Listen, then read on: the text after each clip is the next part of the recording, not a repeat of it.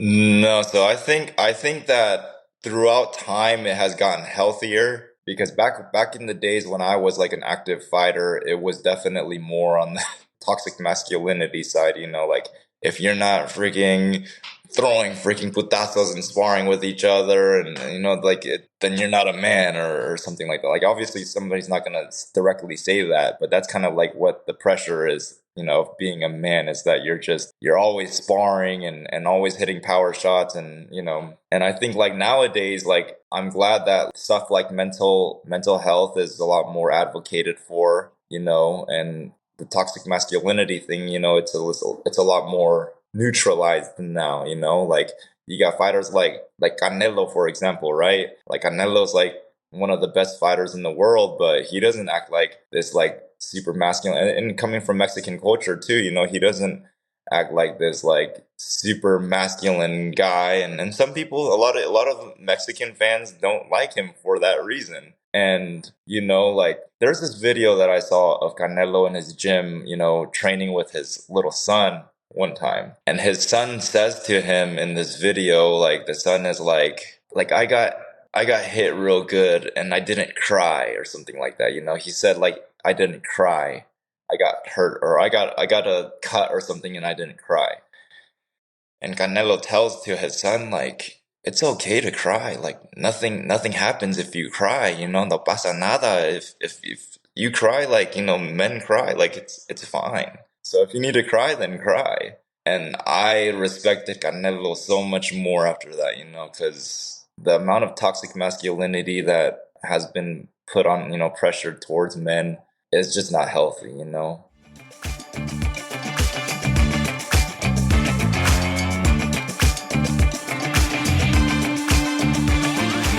What is going on, everyone? Tis Miyanovich, and I welcome you to the Mang Dojo, the place where we process the raw struggles of men in an unprecedented paradigm. There is something inside of you that wants you to be more than what you are. But there also may be something inside of you that wants you to go down. And for some of us, that means going down for good. So, remove your ego, drop your bullshit, become vulnerable, and step into the dojo, mate.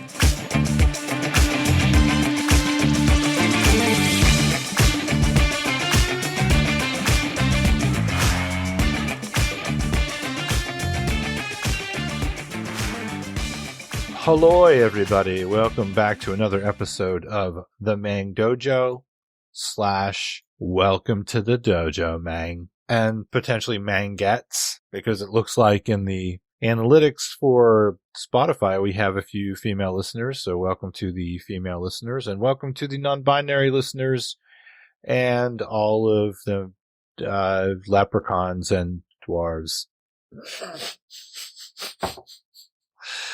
Oh, I just spit take.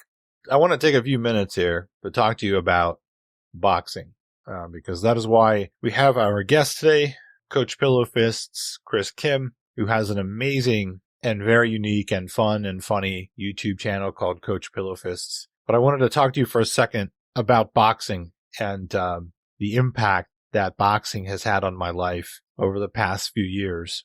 Back in the day, I used to watch fights on the Wide World of Sports, Howard Cosell. I've seen Muhammad Ali fight on television. A lot of the old-time cats, Michael Spinks, Sugar Ray Leonard, pre-Mike Tyson era. I dig boxing. I kind of dig it, but it's never been a sport that like really spoke to me. My sport is baseball. But something happened during COVID, and that was I was looking for more ways to work out at home. And the martial arts and self-defense have always been a part of my concerns and my consideration. And I had been considering for a while a local Muay Thai gym, and was considering bolstering my self-defense portfolio by joining a Muay Thai gym. And I thought before I did that, I should probably just start getting into some boxing basics, some shadow boxing.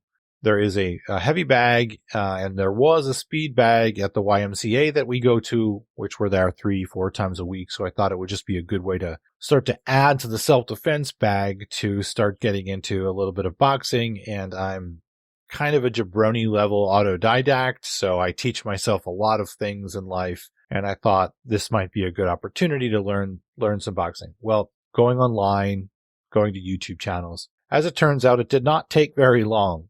It didn't take but a few YouTube videos and a few instructional videos on shadow boxing for me to start to get bit by the boxing bug. And I don't know, many of you might not know about the boxing bug or the bug of the sweet science, but it's actually a thing. Getting bit by the bug in other areas is something that many of you probably have experience with, but I was completely unaware that there was actually a bug relative to boxing, and boy, is there ever one.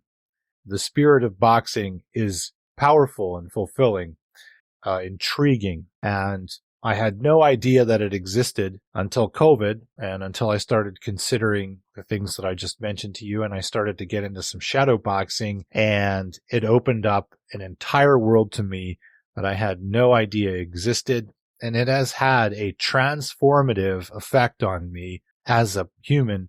But as a man and as a male, it has added something to my chemistry that was not there prior. And what I can tell you is it's not just the art and the science of boxing that intrigues me and intrigues my mind, but it's also the confidence, the martial confidence that comes along with discovering your ability to actually throw punches well. This has had a transformative effect on me, an empowering effect on me. Just the fitness level of boxing and learning how to throw technical shots, or what we call throwing shots, which is throwing punches, can add a lot to your fitness regime and add a lot to your martial arts. And I cannot speak enough on adding boxing to what you're doing if you are a man of middle age. I cannot recommend it enough. Talking about boxing fully would take a long time. I don't want to spend too much time doing that, but one of the great gifts of getting into boxing over COVID and still being into it is that I've got to learn a lot from many teachers on YouTube. And one of these teachers is Coach Pillow Fists, Chris Kim, who is our guest today. Chris is a good guy. He's very kind, big heart. He's knowledgeable. He has amateur boxing experience. He's taken loads of shots to the head, which is both a good thing and a bad thing. And Chris is a punishingly powerful puncher. His channel is very accessible. It's very enjoyable. He's very funny and down to earth. And I would recommend, if you are going to go on a boxing journey, whether it's fitness or self-defense, I would recommend that you follow Chris on YouTube and follow his YouTube channel immediately. You just have to go and type in Coach Pillow Fists and you will find it. Chris has had a very interesting story from growing up in Alaska and doing what would amount to like strongman fights up there as a kid as a teenager who was basically lying about his age so he could get in the ring with other people, specifically adults, full-grown men, to then traveling to Arizona to attend college, pursuing amateur boxing in college, falling out of boxing a little bit, and then moving to Las Vegas so he could engage in a business endeavor with his family. And upon moving to Las Vegas, he joined the gym of the famous boxing family, the Mayweathers, who you may know. Floyd Mayweather Jr. is one of the most successful and popular fighters ever. Chris spent time training with the Mayweathers at the Mayweather gym before he decided to not really pursue boxing as a boxer for multiple reasons that we'll discuss. But Chris ended up being a coach, and now he's a coach at the Vargas boxing gym, the Vargas family being another prominent boxing family in the Las Vegas area. I don't want to try to cover it all here in the introduction. I just wanted everybody to know that as we grow and become empowered as good men, it should be incumbent upon us to consider self-defense and the defense of those we love. The defense of kith and kin should be a regular part of our psychological makeup, as fitness should be as well. And boxing is a phenomenal addition to both of those considerations. So if you are considering getting into something that can fulfill you mentally, can fulfill your intellect, because it can strategically, something that will fulfill your creative side, and something that can fulfill your fitness goals. Boxing is quite an important consideration. It is something we will be talking about more in this podcast in the future. But I wanted to introduce you guys to Chris and his channel so you can go over there and check it out. Start to consider boxing for yourself. So without further ado, I'm going to bring you in on my conversation with Chris Kim. So let's get rolling and step into the dojo, mate. So you lived in Alaska, and you're Korean. That's correct? Yes. Okay. So, what was your upbringing like in Alaska, and how did you get to boxing? So, with Asian parents, it's always about, you got to study. Everything is about studying, So all the sports that I played, it was mostly like my brother, because I had an older brother and I wanted to be just like him. Like he's a couple of years older than me, and I did whatever he did. And so he was really into football. Then I became really into football. Yeah. Basketball, whatever it was, But I was horrible. I was horrible with sports. I was very unathletic, and I still believe that I'm a little bit unathletic, Like if it comes to catching a ball or throwing a ball, I'm horrible at it. For some reason, at a very young age, I was like kind of like anorexic, I wouldn't eat. I wouldn't eat a lot. I thought I was fat, even though I was like super skinny. I'm probably like, I'm around like first or second grade or third grade from around this point. Yeah, my parents were really worried about that and wrestling. So I was a wrestler at a young age because my brother was. And that involves cutting weight. That involves, a lot of heavy work that kids, a lot of the times that stunts their growth. So I wasn't growing, and yeah. So my parents never really supported any of the sports that I was involved with, especially when I got into boxing. They did not support that. But I did it anyways. The thing with not eating, did that generate before you got into wrestling? No, I think it was before I even started wrestling, if I remember right. I don't see the connection on the start of it with wrestling, but I know wrestling really just elevated it, because when it came to wrestling, like I was obsessed with being like fit and being at like the right weight. Because back in the days, as wrestling, was very toxic with the weight cutting culture. And I kind of found a sense of it being cool to cut weight and lose a ton of weight. And, because it was like such a big culture in wrestling to cut like 15 pounds, So I wrestled for 1 year. I played football, basketball, and baseball in high school. And I stopped playing football after 10th grade because I didn't like the football culture, and basketball and baseball were my thing. And I'm tall, like I'm 6'4", I'm all legs, and I already had a tendency to get knee issues. So I didn't want to waste my knees on football. But in 8th grade, I decided to wrestle. I wanted to wrestle. And the main reason for that was I got overweight when I was about 13. There were issues in my family. I had depression, all kinds of stuff. And one of my knees was giving me problems, so I couldn't play sports for almost a year. And I gained, like, during the worst fucking time you could gain weight, I gained like 35 pounds of just fat. And so I went from the girls liking me, the girls being like, ooh, like within a year. And so I saw the movie Vision Quest. Have you ever seen Vision Quest, the wrestling movie? I believe I have. I know what you're talking about.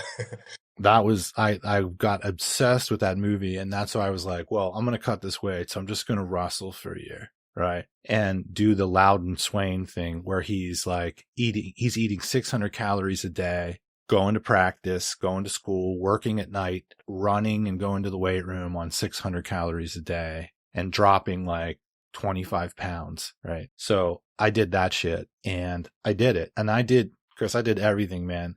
Slept in a garbage bag. Yeah. Starved myself. Yeah.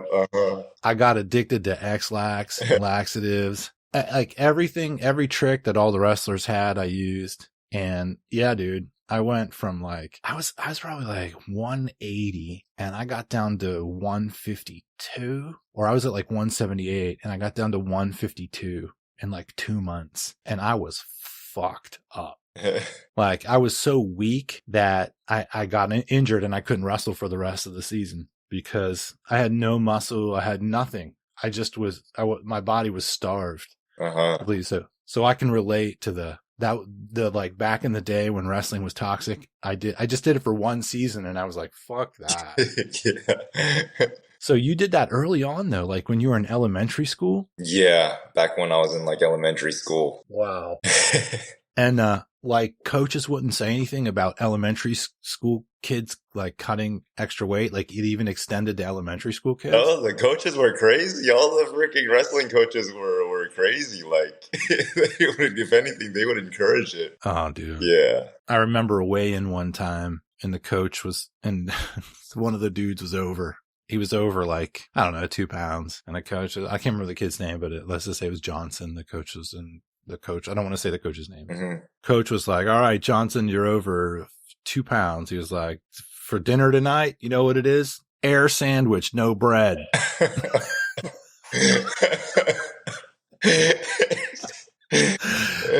So that's the kind of, that mentality was there. Yeah. I just didn't think it would start in elementary school. Oh yeah, no. So I don't know if you ever heard of a movie called Reversal. Mm-mm. It's like kind of like one of those independent films that didn't really like make it big enough to go to theaters and stuff. But there's a movie called Reversal, and it's based on a true story. And it's about this kid who, like, the dad is the coach, the head coach, and the kid is just, ever since from a very young age, like the kid is just put through rigorous, like, just basically bred to wrestle. Yeah. And all the dad wants his whole life is just to go to college and wrestle for a good college or something, you know? And you can see like all the toxic, like the weight cutting and the training and the constant dedication to the sport of wrestling, even from like such a young age. It really just like tore apart the kid, you know? And, you know, from the events of this movie, I guess, you know, they changed the rules. I think it was in 2002 that they changed the rules, if I remember right. That like in terms of weight cutting and all of that, because wrestlers were dying, you know, they were dying from all the weight cutting. And so now they changed it to where the doctor at the beginning of the wrestling season, they certify you for 3 weight classes. You weigh in at the beginning of the season, and you can only wrestle at the weight below the weight that you weighed in at, the one at your weight that you weighed in at, or the one above it. But you can't go like three weight classes below. I'm glad, man, because I mean, not just the people that died, but I know dudes that have like permanently fucked up metabolisms and permanently fucked up adrenal glands, because of that stuff. You know, I'm from Western Pennsylvania, so Pittsburgh. And it is a sports fucking mecca. So football, basketball, baseball, wrestling, and probably hockey, and a little bit of soccer. Not so much with soccer, but football, basketball, baseball, and hockey. Mm-hmm. Like it dominates the high school reality, and it is fucking nuts. I mean, with incredible athletes come out of that reality. But I think in is it Rob Gronkowski or Ron? It's Rob Gronkowski. I believe it's Rob. Gronkowski. So Gronkowski went to Woodland Hills, which is close to where I grew up. And he had 9 people in his graduating class make the NFL. So like, it's that kind of shit. Or it was 9 people that were in the high school when he was in high school from freshman to senior. That frame, 9 people made the NFL. So Pittsburgh is nuts. Like, it sounds like it in that fucking regard. So, that kind of stuff with wrestling was definitely, I mean, I have friends that started mental health service clinics for only athletes because of what they went through in high school. Like they graduated from college and were like, we're going to start a service that services high school and middle school athletes to deal with mental health, basically because of Pittsburgh. Right. So that's interesting. Was there a lot of racism in Alaska? Definitely. It was, so me being Asian, I went to like, you know, my parents put us my brother and I in Christian school when we were young, predominantly white. And so, you know, we were never taught like why you know how when you're like an Asian or black or whatever, like the parents should give you some type of talk like, hey, you know, you might be treated a little differently. Like you're going to be a little different than some other people. And I never Right. got that talk. So, kids would make fun of me or, I wanted to blend, I wanted to fit in, so I wanted to get rid of like basically just stray away from my Asian culture throughout time growing up. And so I don't know how it was like for my brother, but yeah, that's kind of how it went. And then I moved to a public school when I was in about fifth grade in elementary. I started hanging out with more like black kids and stuff, started trying to act a little more ghetto. So yeah, so there was always something that I was trying to be more of rather than Asian. Right. I figured that Alaska was like so fucking racist that they would just think you were an Eskimo. No, it's very diverse. Alaska is one of the most diverse places you'll ever go to. Is it? All right. But a lot of boxers, including cats like Tyson, Tony Jeffries, I'm thinking about, other YouTube guys I follow like, JT Van Veldhausen, bullying is in their upbringing, Mm-hmm. and that's what brings them to boxing. Mm-hmm. So I know from reviewing the couple videos that you put up about your, both the amnesia video, and then you put up the video about, your backstory. Mm-hmm. Those two videos, I've seen them before, Mm-hmm. but I watched them again for this. You wrestled a little bit, but then you were like, you got attracted to Muay Thai, Mm-hmm. but you were just kind of like doing it on your own, like Daniel LaRusso and the Karate Kid, and there wasn't anything for you to study. So you ended up at the boxing gym. How did you get to a boxing gym? You were like 14, right?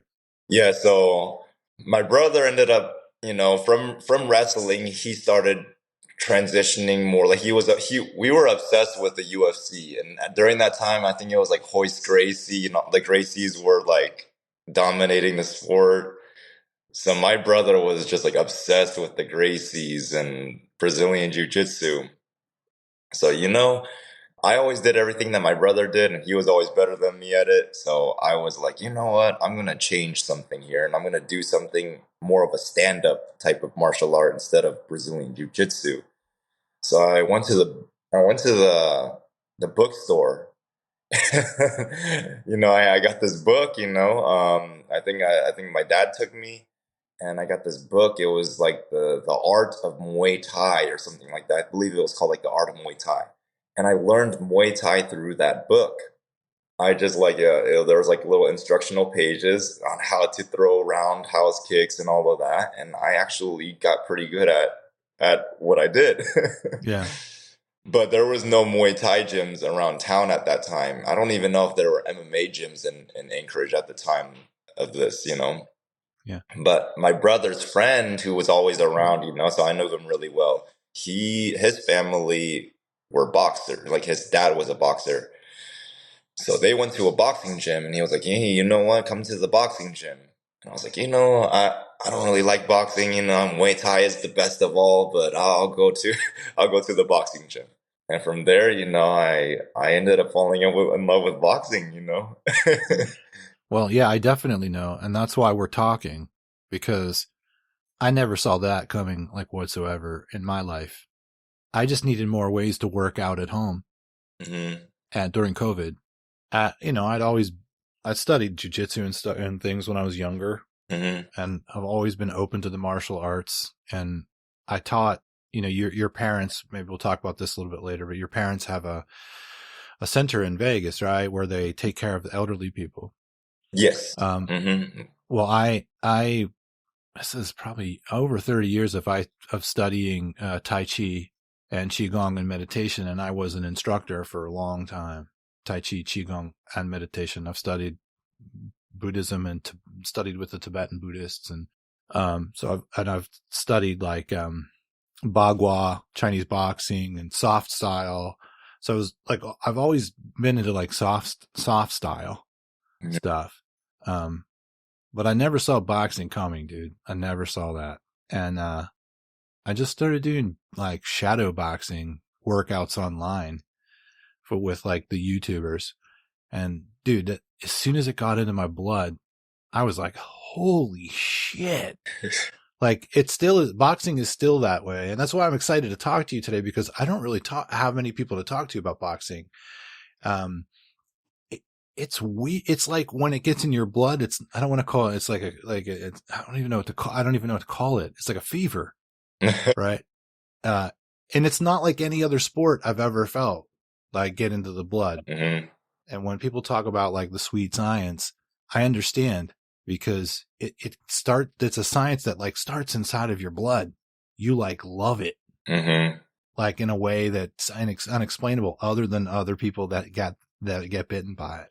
Is that what happened to you? Like, you got in that boxing gym and it bit you hard? I'm trying to think back to that day.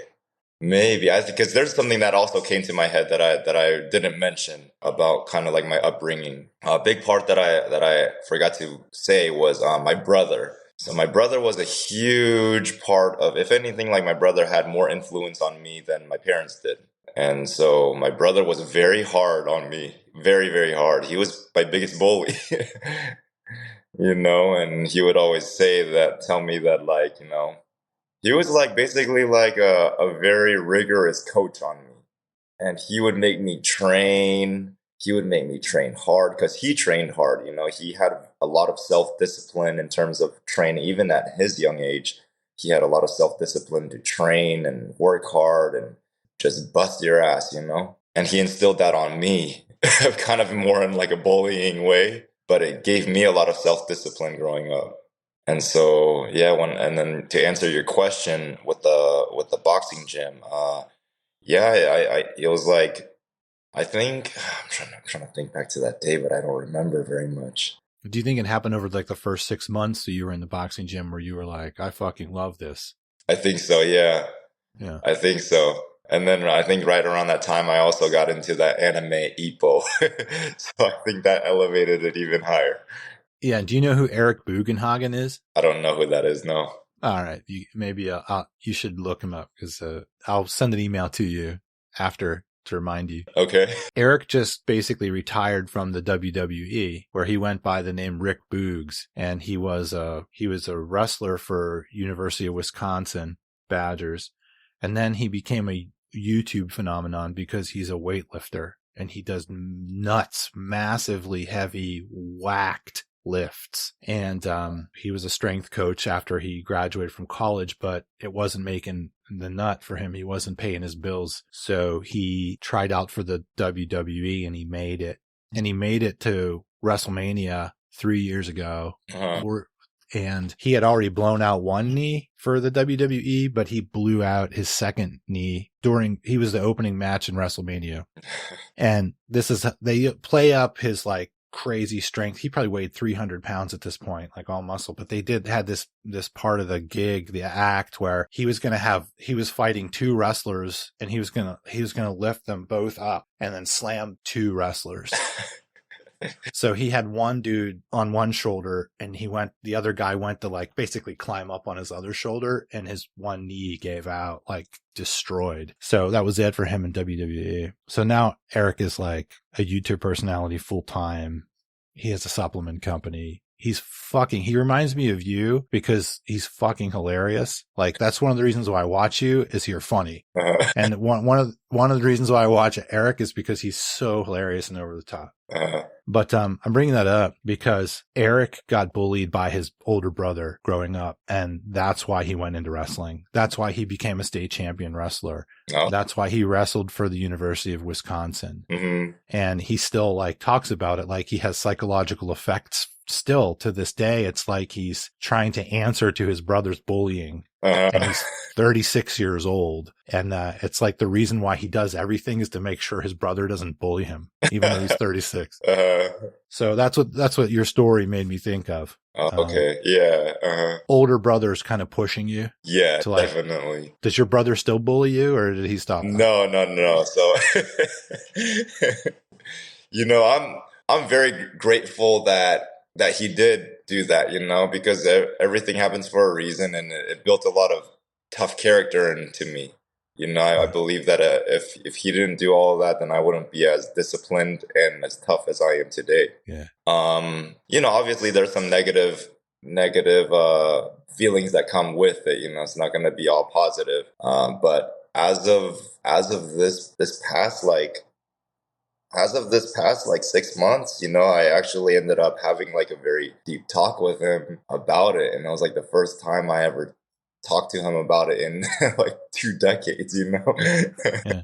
Was he able to acknowledge that he was hard on you? Oh yeah, definitely. It was a very healthy discussion. It was a very healthy, productive discussion, and it was definitely a very positive outcome out of it. Okay, good. Does he live in Vegas also, or does he live? Yeah, he lives in Vegas also. Yeah, he works at the adult daycare business with my family as well. So we'll talk about this later too, but people are, they're going to be listening to this part of the podcast and they're going to hear you, a very laid back, kind, reserved guy. Uh-huh. Like you're very cool and, and even you even said in the beginning of your YouTube videos, like it's a lot for you to break your character out and to step in front of the camera and be vibrant because you're more like a shy-ish kind of dude. Uh-huh. Right? There's multiple reasons why we're talking, but I guess I want to say this for you and everybody else too. And somebody who reviews and watches a lot of the YouTube boxing coaches like Coach Anthony. I watch JT, Van Veldhuizen, Tony Jeffries, Nate Bauer. I love Nate Bauer. I don't know if you know Nate Bauer. I don't know. Okay. You would love from the art standpoint, how there are guys to throw punches and you are just like, God, that's sweet. Yeah. You know what I mean? Uh-huh. Like Sugar Ray, right? But Nate has the sweetest fucking punches and he just does all fitness. Like he boxed in Canada and, he just boxed in an amateur thing and there wasn't really a pro scene. So he stopped, but he's like a high end fitness boxer guy. Mm-hmm.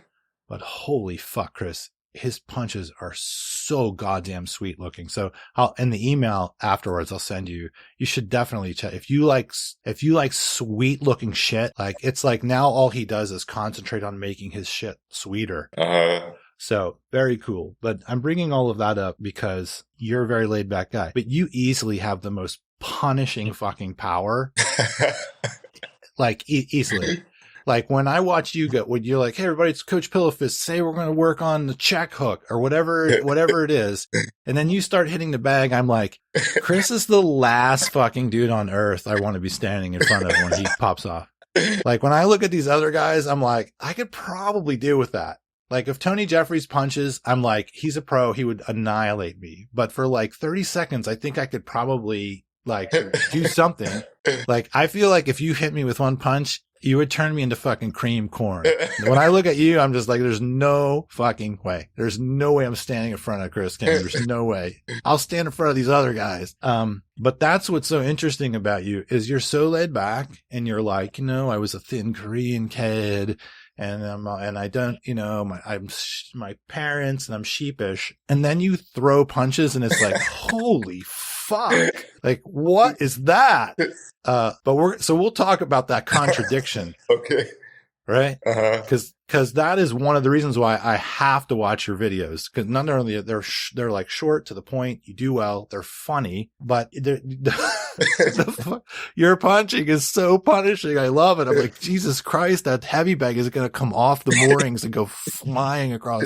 I just wanted to tell everybody that's listening that this goes somewhere else. Cause, you're actually a muscular dude and you don't look at all like, oh, he's sweet. And then you don't look like that. And then also you're like a force of fucking nature with power shots. So thank you. Appreciate it. Yeah. Did anybody ever tell you that? Holy shit, your power punches, dude. That's cause they're you see that Alaska experience in them. They're maniacal. So you know what? When I was younger, I believe that I actually had pillow fists. I look at a lot of my old videos, my old fights back in when I was a lot younger. I was like, man, I'm hitting some of these guys straight up in the face, and they're not dropping. And I must have really had pillow fists back then. And I know that my brother's friend that I told you that brought me to the boxing gym in the first place. Him and I used to go at it in sparring all the time, sparring wars, you know. But as you know, as really cool friends, like there's nothing like no rivalry or anything. And he had punching power, like he had a lot of punching power, and he prided himself on that. But he would tell me, "Ain't no Korean knocking me out," or something like that, you know. So nobody ever really like told me that I had power or anything like that. So you know, when you don't get that type of those type of compliments or any and that type of validation, then you kind of start to believe you don't have power. You know, if nobody tells you you have power, or somebody tells you like, oh, your punches don't feel like anything, then you start to believe that. So, you know, throughout my time of boxing, I thought I was just a speed guy. I thought, you know, like, oh, I don't got power, you know, but I'll have slickness and I'll have speed. And for a long time, I believed that. And it wasn't until like right around the time that I had quit boxing, that I stopped fighting, that I realized, you know what, like I got power now. You know, around that time I started lifting weights as well too. So that just kind of complemented. Yeah, we'll go back into like the history. I like to not handle the podcast like you're talking like A, B, C, D. I like to like go into rabbit holes and shit, because that's usually where the best stuff is. This is a great rabbit hole to go down, because we were going to talk about it anyway.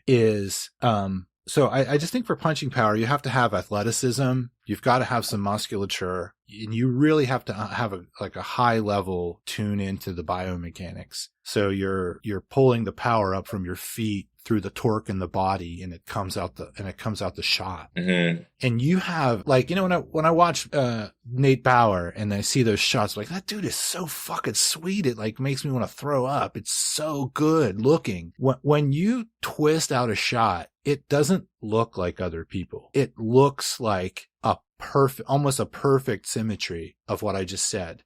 Like you have higher than average musculature, you have a really fine control of your anatomy and your biomechanics, and you land the fucking punch so fucking thoroughly. Like explosive hitter in baseball, like a cleanup hitter, right? Where they just have that perfect symmetry and it's like whack. And when they hit the fucking ball, you're like, oh my God. That's what you look like when you throw shots. And that's one of the reasons why I watch you is because of that. Like if you were doing like you were funny and all the other stuff, I would still watch you, but I watch you because of the end result. And I had wondered, like, did you punch like that before? When did that start to happen? And you just answered that after you stopped boxing. Does anybody watch your videos and say anything like, holy shit, dude, you're ripping a fucking hole in that bag? Are you talking about like the Coach Pillowfist videos or like old fight? Anyone when they see you, or even when you were working out in Mayweather's gym or anything, was anybody, I guess I should take that back, because you weren't really punching like this whenever you were training. I guess it was after. Well, so with the Mayweather gym, I actually went to the Mayweather gym after I had quit boxing because I wanted to return back to the sport. Okay. And so the reason why I went to the Mayweather gym was because I was done. I was sick of doing the amateurs now. Like if I go back into boxing, I want to go pro and I want to see what I can make out of it as a career. And I knew that the Mayweather gym was probably going to be the quickest way to get there. And I would go into the Mayweather gym and I would be hitting the bag, and there would people be then they would be in there and be like, "Are you a pro?" You know, like they would ask me if I was a pro, and I was like, "Oh no, I'm not a pro. I'm an amateur." But yeah. I mean, I don't know if like you absorbed Canelo, because I know you love Canelo, but you know, when you watch Canelo work out, I'm just thinking like when he works on like aqua bags or whatever and he's throwing hooks, it's like he yells and the whole town can hear it.